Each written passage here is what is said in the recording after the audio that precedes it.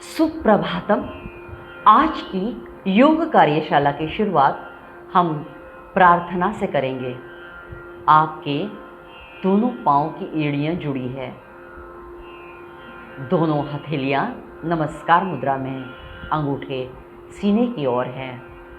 आपके कोहनियों का हल्का स्पर्श आपके सीने प्रदेश से हो रहा है। चेहरे पर किसी भी प्रकार का तनाव नहीं है। चेहरे का प्रत्येक स्नायु शिथिल है और चेहरे पर एक स्मित हास्य है। हर प्रश्वास के साथ शरीर अधिकाधिक शिथिल हो रहा है और मन भी धीरे धीरे शांत हो रहा है, शांत हो रहा है। इस अनुभव को सघन कीजिए।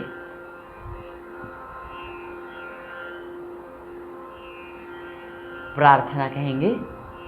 गुरुर्ब्रह्मा गुरुर्विष्णु गुरुर्देवो महेश्वरा, गुरु साक्षात् परब्रह्मा, तस्मै श्री गुरवे नमः, तस्मै श्री गुरवे नमः, तस्मै श्री गुरवे नमः।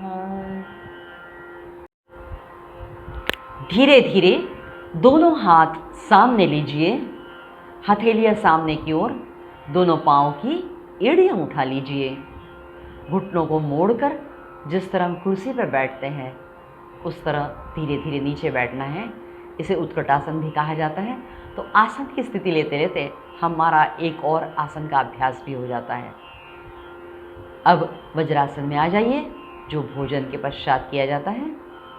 और वज्रासन के बाद अब हमें शशांकासन में आकर पेट केवल लेटे हुए आसन की स्थिति में आना है। आज हम नौकासन का अभ्यास करेंगे। कल हमने धनुरासन सीखा, आज हम नौकासन का अभ्यास करेंगे।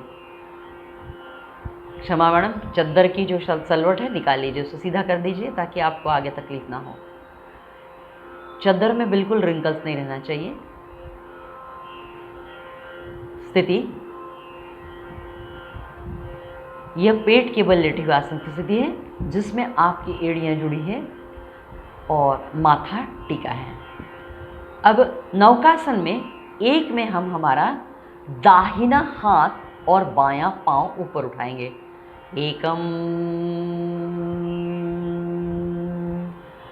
आपका दाहिना हाथ और बायां पांव उठाए, उसके साथ साथ गर्दन भी उठी है और आप सामने की ओर देख रहे हैं। आंखें बंद कर लीजिए। Relax yourself. 15 से लेकर 40 सेकंड तक इस स्थिति में रहने का प्रयास कीजिए, लेकिन कंपनी आना चाहिए। द्वे,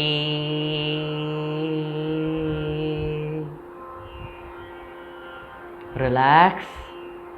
बीच में सोहम का जाप कीजिए, सारा तनाव निकाल दीजिए। श्वास लेकर प्रदीर्घ प्रश्वास करना है। आप जब कभी प्रश्वास का कालावधि बढ़ाओगे आपको शिथिलता, रिलैक्सेशन का अनुभव आएगा। अब त्रिणी में उल्टा करना है, बायां हाथ और दाहिना पांव। त्रिणी,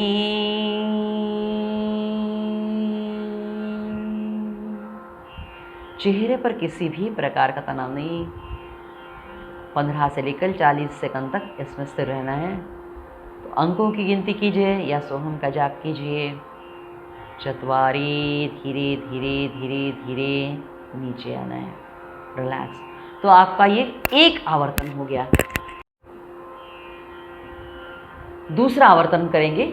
एकम, दाहिना हाथ और बायां पांव।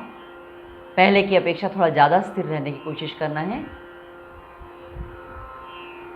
द्वे,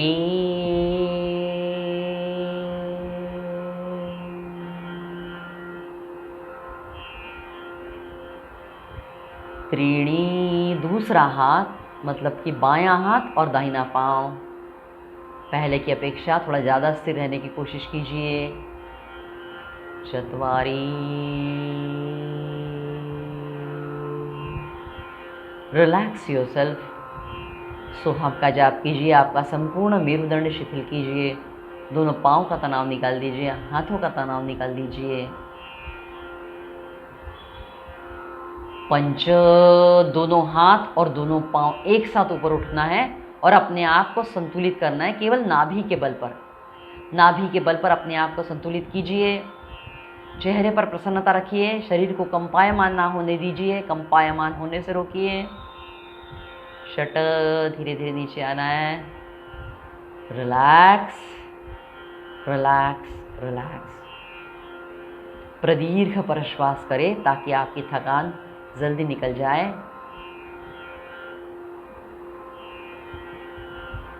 इसके भी 2 आवर्तन करना है। तो जब हम अभ्यास करेंगे तो पूर्व तैयारी के मतलब दाहिना हाथ और बायां पाँव, बायां हाथ और दाहिना पाँव, इसके 2-2 आवर्तन और दोनों हाथ और दोनों पाँव एक साथ उठाने के भी अभ्यास करना है 8 दिन और उसके बाद आगे की क्रिया करना है। देखिए, सप्त, दोनों हाथ दोनों पाँव एक साथ ऊपर उठाएंगे और अब पेट के बल झोंके लेंगे। सीसॉ जैसे शरीर को आगे पीछे ले जाना है। अष्ट, धीरे धीरे नीचे आएंगे। दूसरा आवर्तन, पुनश्च दोनों हाथ दोनों पाँव ऊपर उठाएंगे और अब आगे पीछे जाएंगे। सप्त,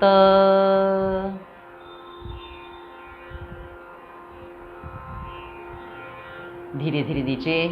संपूर्ण शरीर शिथिल छोड़ दीजिए। शरीर पर किसी भी प्रकार का तनाव नहीं।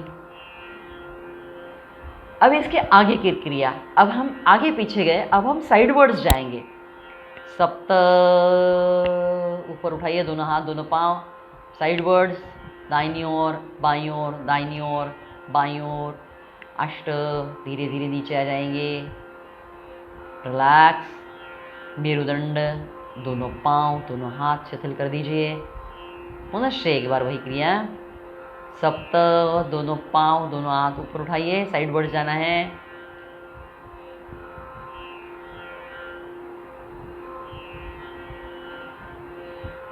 अष्ट, संपूर्ण शरीर शिथिल छोड़ दीजिए और मकरासन में आकर विश्राम कीजिए। दोनों पाँव में अंतर, एड़ी अंदर की ओर, आपका गाल लगा है, हथेलियाँ एक दूसरे के ऊपर है, उस पर आपने आपका गाल टेक दिया है। संपूर्ण शरीर शिथिल कीजिए।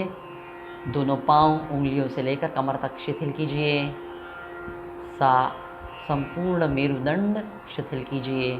दाहिनी बाईं ओर की पेट के स्नायु शिथिल छोड़ दीजिए। चेहरे पर किसी भी प्रकार का तनाव नहीं। कंधों से लेकर हाथों की उंगलियों के अग्रभाग तक संपूर्ण शरीर शिथिल छोड़ दीजिए। आज हमने नौकासन का अभ्यास किया। नौकासन के अभ्यास से पेट के आंतरिक अंगों पर दबाव आता है और इससे उनकी क्रियाएं सुधरती हैं। जैसे अपचन या कब्ज की शिकायत हो तो नौकासन से विशेष लाभ मिलता है। हमारी रीढ़ की हड्डी को स्वस्थ रखने में नौकासन मददगार साबित होता है और नौकासन से हमारा नर्वस सिस्टम बहुत अच्छी तरह से टोन अप होता है। ग्रोइंग एज में यदि नौकासन का अभ्यास किया जाए तो इससे ऊंचाई बढ़ती है और स्थूलता कम होती है और पेट पतला होता है। नौकासन का नियमित स्वरूप से अभ्यास करने से हमारा शरीर सुडौल रखने में मदद होती है। तो जो ब्यूटी कॉन्शियस लोग हैं उन लोगों ने इसका अभ्यास नियमित रूप से करना चाहिए और जिनके लिए स्वास्थ्य मैक्स कंसर्न है उन्होंने भी इसका अभ्यास नियमित रूप से करना चाहिए। नौकासन सरल है और इसके नियमित अभ्यास से आप अनेक लाभ पा सकते हैं। जिनकी एब्डोमेन सर्जरी हो गई है या बाकी कुछ सर्जरी हो गई है उन लोगों ने चिकित्सक के परामर्श के पश्चात ही इसका अभ्यास करना चाहिए। उसी प्रकार से जिन्हें सीवियर बैक एक हैं उन्होंने बैक एक ठीक हो जाने पर इसका अभ्यास किए तो ज़्यादा अच्छा। बैक एक जब आपको है तब इसका अभ्यास बिल्कुल नहीं करना चाहिए। धीरे धीरे प्रार्थनासन में आना है। शशांक आसन की स्थिति में आकर हमें घुटनों के बल खड़े होना है। धीरे धीरे जर्की मूवमेंट्स नहीं, बिल्कुल। शशांक आसन में आने के बाद अब हमें घुटनों के ज़रिए खड़े होना है और प्रार्थनासन में आना है। ओम पूर्णमदः पूर्णमिदं पूर्णात् पूर्णमुदच्यते पूर्णस्य पूर्णम् आदाय पूर्णम् एवावशिष्यते। ओम शांति शांति शांति। सद्गुरु श्री जनार्दन स्वामी महाराज की जय।